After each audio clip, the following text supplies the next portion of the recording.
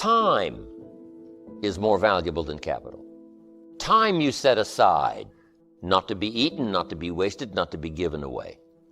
How valuable is time? Time properly invested is worth a fortune. Time wasted is worth devastation. But it's worth a fortune if you invest it properly. Time invested can perform miracles. So you invest your time. Now, let me tell you the rest of the list. Lydia Colon invests $1 in her enterprise, selling a product she believed in. Here was her first investment, desperation. She says, my kids are hungry. I got to make this work. If this doesn't work, what will I do? That's called great incentive. My friend Bill Bailey went to Chicago as a teenager after he got out of high school. And the first job he got was night janitor. Someone says, Bill, why would you settle for night janitor? He said, malnutrition. Right? You work at whatever you can possibly get. When you get hungry, you go to work somewhere. Night janitor, don't matter where it is. Now he's rich and, he's financially independent, but first job, night janitor. So, what is a good investment? Desperation. I must. See, that's a powerful incentive. I must. Now here's the next investment she made. Determination. I will. I will find someone. First she said, I must find someone. Desperation. Second, she said, I will find someone before this first day is over. Sure enough, she found someone. And she said, if it works once, it'll work again. But the next person said no. Next person said no. Now what must you invest? Courage. Courage is more valuable than money. If you've only got $1 and a lot of courage, I'm telling you, you got a good future ahead of you. Courage in spite of. Humans can do the most incredible things, no matter what happens. Tell us about it. Haven't we heard the stories? There's probably some recent ones from Kosovo that we haven't even heard yet, that are some of the most classic, unbelievable stories of being in the depths of hell and finally making it out. And humans, you can't sell humans short. Courage, in spite of, not because of, but in spite of. Now, once she's sold 3 or 4 and gotten going, here's what now takes over, ambition. Wow, if I can sell 3, I can sell 33. If I can sell 33, I can sell 103.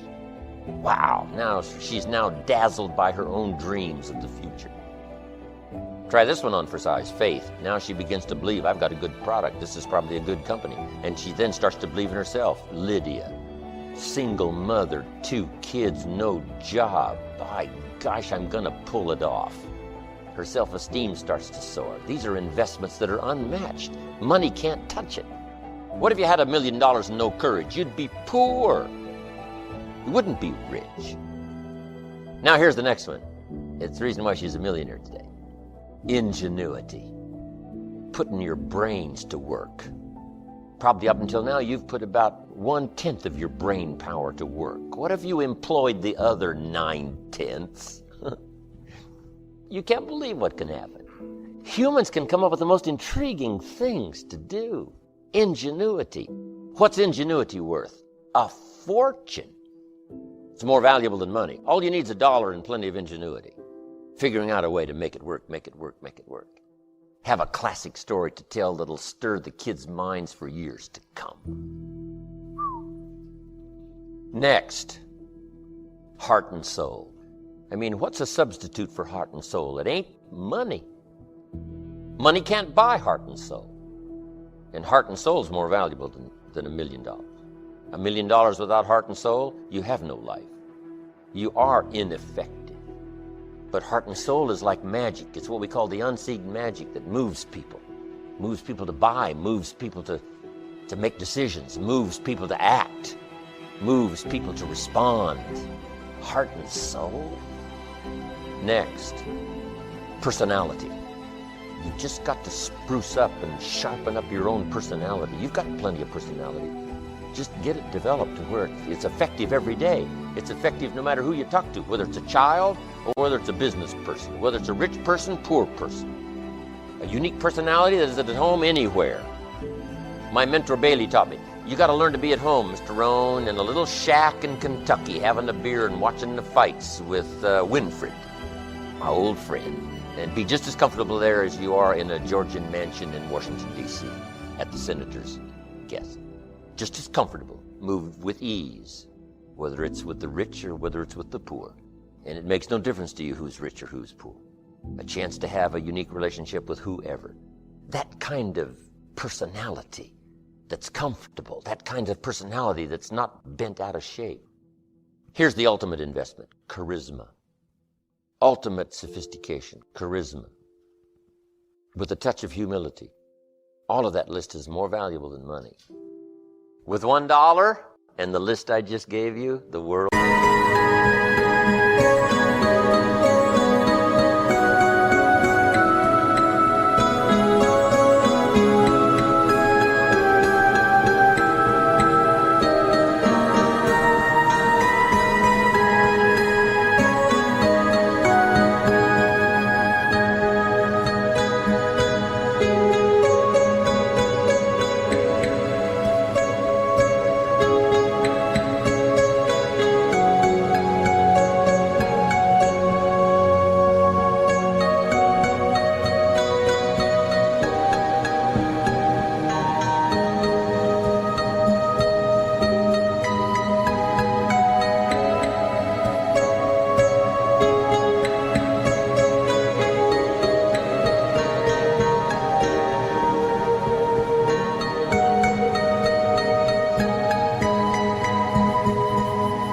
is yours.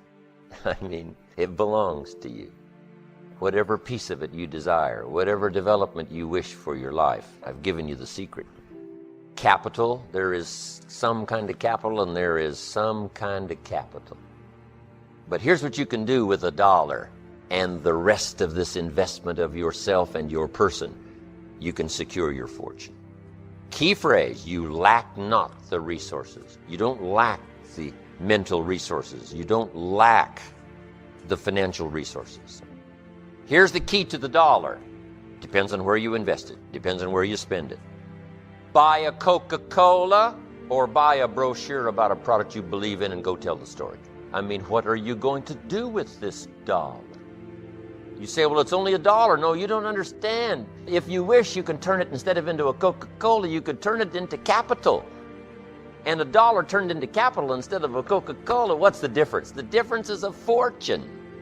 The Coca-Cola is soon gone, but the fortune lasts forever. Everybody's got the money. It depends on where you put it. How much is a book on sophistication in the marketplace? Somebody says, $25. That's too much for poor people. No. $25 is how many Pepsis? If you saved up the money of 25 Pepsis, could you buy a book on sophistication in the marketplace that can lead to fortune? The answer is yes. Everybody's got the money. Everybody's got the time. Everybody's got the imagination and the mental and the spiritual and the social resources. Everybody's got the stuff. It depends on how you use it and where you put it and where you invest it, how it turns out for you and for your life. That's the key. The biggest myth you have, not the one that's been sold to you, that hurts you is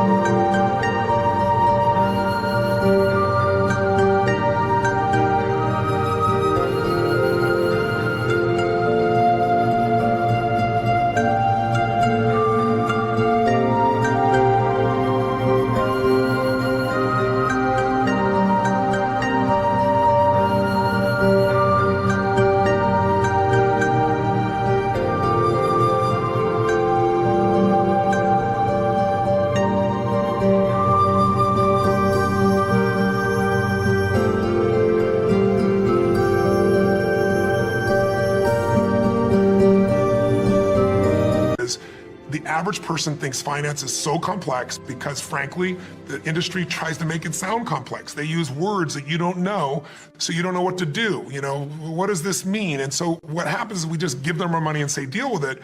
And we don't realize that system has been set up. It's not an evil system. It's set up by corporations that are looking to maximize profit for those corporations. They're not looking out for the investor because this investor is second, and we think we're first, and we're not. So the first piece is you got to know that you can't wait till you have a ton of money to start investing and think, I'm not an investor. What you got to do is say, rather than my Apple phone, let me own Apple stock. Let me own a piece of all the best companies, not just Apple. I've got to become an owner or I'll always be in scarcity. If you can invest in business, even a small amount, you can grow. I don't care how small it is, but you got to automate it. There's a gentleman named Theodore Johnson who is amazing. He worked for UPS, started as a driver, never made more than $14,000 total in a year. That was his highest salary in a year. In his old age, he's worth $70 million. And how did he do it? All he did was what I teach is the first step is you got to take a percentage of what you earn and pretend it's a tax. You're never going to see that money again. You automate it, it goes straight to the investment account, and you never see it as money you can spend. He did that with 20%. He said, I can't save 5. Somebody in his family said, if there was a tax, you'd pay it, and they made it 20%. When you save 20% and you compound it, its numbers are incredible.